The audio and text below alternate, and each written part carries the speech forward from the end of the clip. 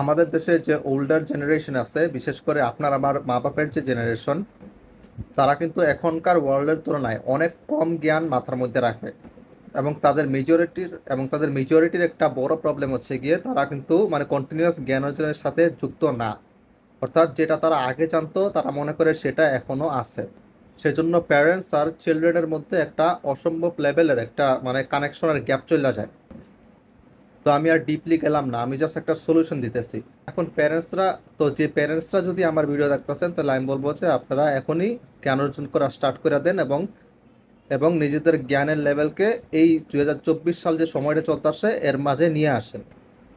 আর যারা পরবর্তীতে প্যারেন্টস হবেন তাদের উদ্দেশ্যে আমি বলবো যে আপনারা কন্টিনিউয়াস জ্ঞান অর্জন করতে থাকেন, যে লেভেলে আছেন ওই লেভেল থেকে আরও বাড়তি জ্ঞান অর্জন করেন।